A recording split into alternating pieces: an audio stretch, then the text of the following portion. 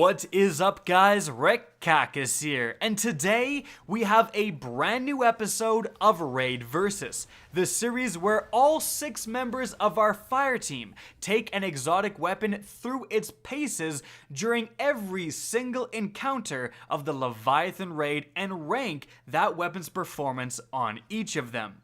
Now, today's weapon is an extremely unique exotic grenade launcher from the Curse of Osiris expansion, the Colony.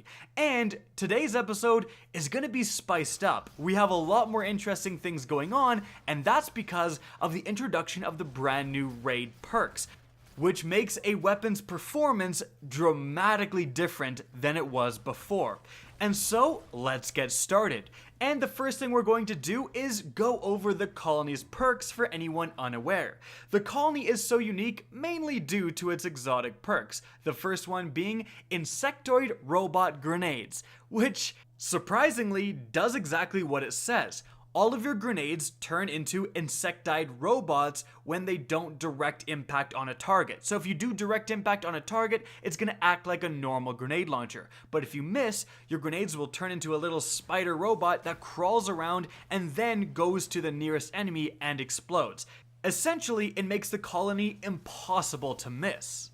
In addition to that, you also have the unique perk Serve the Colony, which reloads your weapon slowly over time when stowed. Essentially auto-loading holster, but 1 bullet at a time, and it does act a little bit faster. So, that's what the Colony is, but how does it perform? Well, let's start off with the first encounter here with the Castellum. Now, during this encounter, and for most others, the raid perks I'm using that affect the Colony are, firstly, on the Gauntlets, the perk that makes melee kills drop power ammo. Now, this is a little bit different than it appears to be on the surface, because the power ammo bricks it drops are not normal power ammo bricks. They're unique in 2 different factors. The first factor is that they actually drop a variable amount of power ammo. Sometimes it's 1 value, sometimes it's a little bit more or a little bit less. And that's different than the 3 you will always get from a normal power ammo brick for the Colony, 3 rounds. And in addition to that, they usually drop more than a normal power ammo brick. I often get 4 from a brick dropped from a melee kill, sometimes 5, even sometimes up to 6. In fact, we had a teammate test with a rocket launcher, and he did get 2 rockets from a single brick dropped from a melee kill. So that's really important. You are getting potentially the amount you would normally get of 2 normal power ammo bricks just in 1 brick dropped from a melee kill. So that's really going to let you use any heavy weapon a lot more if you have this raid perk equipped. In addition to that, I'm using the chest piece perk that makes it so that power weapons gain 15% bonus damage after killing a challenging enemy. And with the Colony, with such a high capacity 7-round magazine, it's really not too hard to kill one of the Reclaimers and still have a few rounds left over that will get a 15% damage bonus, which is certainly not nothing. So keeping those raid perks in mind, how does the Colony perform in the Castellum? Well, actually quite good. Now, it certainly doesn't have the killing potential of something like the Wardcliff Coil or just a rocket launcher with cluster bombs, but your kill potential per magazine is rather impressive. You're often going to shoot a few rounds at a group of Cabal spawning, kill them all, take down a Reclaimer, and then switch weapons to your primary, get some kills with the Better Devils, all while your Colony is reloading, take it back out, you have another 7 rounds at your disposal. Whereas with a rocket launcher, you shoot once, you're going to have to reload of course, then you can kill the other guy. So it is definitely advantageous to have that many rounds in a magazine that are now getting 15% damage bonuses every time you get a kill on a challenging enemy, which there are a lot of. It's also a benefit that essentially no ammo is ever wasted. We've all been in scenarios where you're shooting a rocket at a group of enemies and your teammate slams them or hits them with the rocket first, and then your rocket is just wasted. But with the Colony, even if that happens, your little robots will just crawl to the nearest enemy and damage them. But with all of that being said, even though the Colony is certainly not bad, there are still better options out there. A rocket launcher just has the kill potential, and it kills the enemies you really do want to kill, the Reclaimers. If you're using the colony, you're looking at 4 to 5 rounds to take those guys down, which is certainly not ammo efficient. So overall in the Castellum, I would rank the colony at a 7 out of 10. Very effective, a lot better now with the raid perks, but there are still much better options. Now, moving on from there, we have the Gauntlet encounter. How does the colony perform here? Well, this encounter is broken up into 2 sections. The first one being just killing enemies, and the second section, of course, being running the orbs through the actual gauntlet. In the first section, the colony is rather efficient. Enemies spawn in close groups of 3 out of narrow doorways, and with just 2 to 3 shots from your colony, you can kill, if not grievously wound, most of those enemies. It's also nice to kill the scions, which really love to hide behind cover with the Seeking Robot grenades. And against the bigger yellow health Cabal enemies, the colony takes them out rather efficiently. A full magazine can pretty much kill them. And when they jump from place to place, it is nice that if you try to shoot them in the air while they're jumping, the colony robots can swarm and still get those hits. Whereas, of course, every once in a while, you'll miss with a rocket. But to be honest, there are more efficient ways to take down of, especially the yellow health Centurion, and it's not like the normal Legionnaires and Scions are that really necessary to take out with a power weapon in the first place. The colony is efficient, it's certainly not bad, but there are better options out there, and in case you're wondering, in the second section, you can actually, if you direct impact the arrows, you can hit them with the colony if you ever want to do that. But I don't know why you would. You can just use, of course, an auto rifle or a scout and very easily do that part. So here again, the colony gets, I think, a 7 out of 10. Good, but simply better options. And after that, we have the Royal Pools encounter.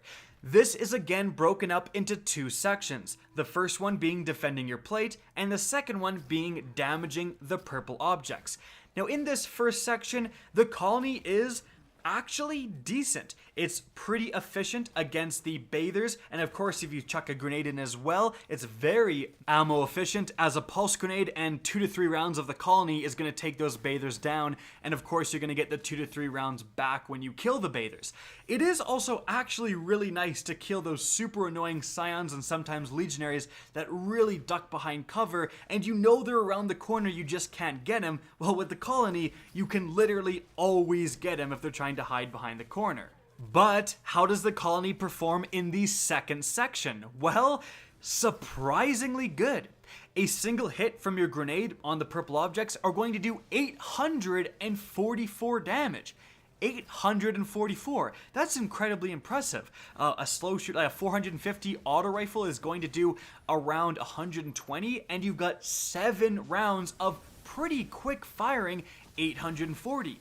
The auto-loading holster here also really comes into effect. You get your 7 rounds of hugely damaging shots on one of the objects, you switch to an energy or a primary weapon and just shoot down some more objects, and you switch back to your colony when it's reloaded. That's extremely efficient in terms of DPS output. I was incredibly impressed by how much damage this colony actually did, so it's pretty viable on this encounter. And this is weird because most of the time when we do a raid versus video, the weapons really falter at this part. So with that being considered, it's pretty efficient against the bathers. It's actually really nice to get those stupid scions that hide behind corners, and it's very effective with both of its perks on the lanterns. I'm gonna say the colony here is an 8 out of 10. Very impressive. You may actually want to run it if you don't have something like a very good fusion rifle. But it is time to move on to the next encounter, which is the Pleasure Gardens. Now, of course, the colony is relatively efficient at the first group of enemies that spawns, the beasts and the beast herders. Actually, funny enough, it's a one-shot kill against the beast herders with a direct impact, and then they give you 3 rounds. So if you want to go clear them out with the colony, you definitely can. But mainly we're going to be interested in how much damage this thing can do against the actual war beast, the objective of this encounter. And with the colony, as you can see, it's decent. Now I end up actually killing this war beast by myself with only 24 stacks because we were going for the challenge mode with the colony and my abilities, and that's pretty much what you're hoping for. In fact, that's a scenario with whatever weapon you're using. Use a weapon and finish him off with grenades and abilities and then move on to help the next guy.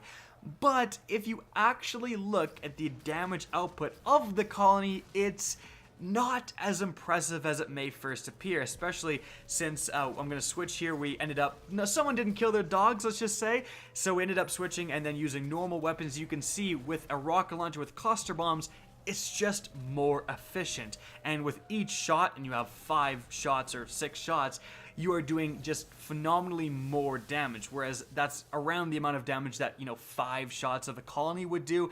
So in terms of ammo efficiency, the normal stuff that most people are using, the colony is not going to surpass that. The colony is more impressive than I thought it would be, but not impressive enough to consider changing your loadout over, I would definitely say. So here on the dogs, the colony gets, I would say, a 6 out of 10. It's above average still, and in a pinch, you can definitely use it, but there are better options, definitely. And moving on from there, we have the final encounter in the Leviathan Raid against Big Daddy Calus. Now, this encounter is broken up into several different sections. The first one is just defending the throne room. And here, the colony is decent. It's relatively efficient at taking down the groups of enemies that do spawn. You're going to see a lot of scions and just normal war beasts and stuff like that spawning out of doorways. You can just murk them with the colony easily. And it is nice, again, to have that auto-tracking feature. You can get the scion or whatever that's in the back of the map trying to snipe you.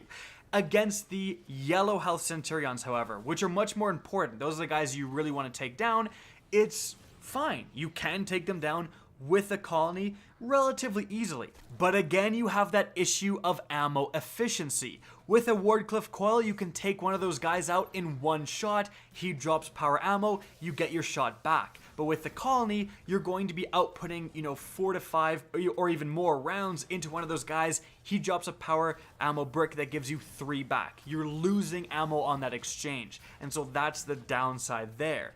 But it's still, nothing terrible.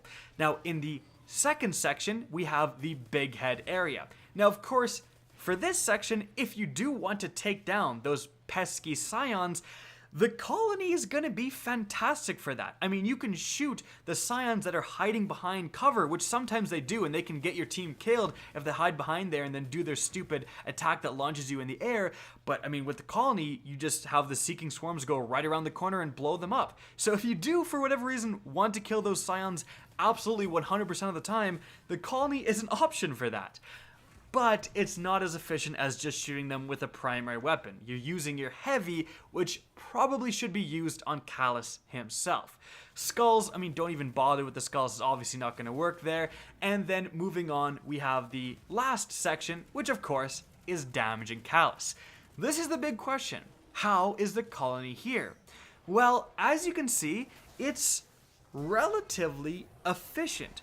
Now, we didn't get a great damage phase, and we got a horrible damage phase, in fact, because one of our teammates stepped on the plate and then didn't say anything because he didn't want to be outed, and so we got nowhere near the time we should have.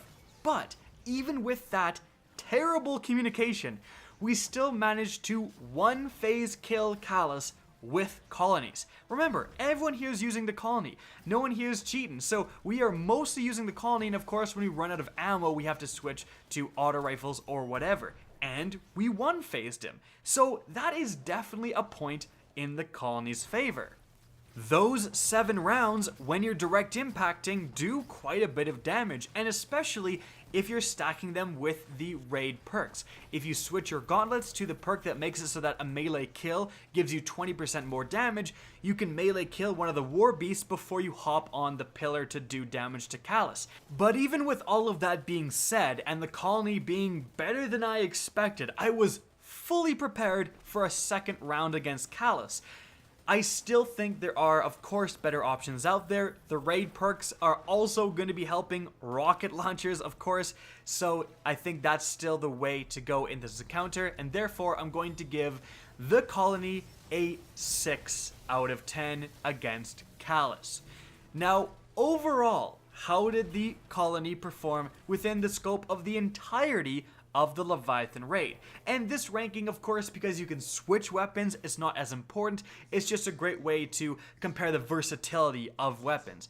And I think here, the Colony, it never did horrible in an encounter. Even when you're using something like a Wardcliff Coil, it doesn't trigger against the purple objects in royal pools and stuff, and it doesn't do as much damage as it should against the dog. So some encounters, weapons like that are terrible. They're getting 1 or 2s out of 10. But the Colony was remarkably above average, and so I'm going to give the Colony a 7 out of 10. It was a solid above average gun, certainly an option to use if you're a new player and don't have a lot of exotics, but there are certainly better options out there, and especially with the Calus encounter, a legendary rocket with cluster bombs is just going to be better in a lot of scenarios. And so guys, that is it for the video. I hope you enjoyed and found this informative. If you guys want to see more Destiny 2 videos similar to this, don't be afraid to slap that subscribe button. And if you guys want to get in touch with me and keep up to date with the latest channel activity, the best way is to follow me on Twitter at RickCacus. That's linked in the description down below, as is my Twitch channel, which you can also follow. Again, I hope you enjoyed the video, and as always, have a good day.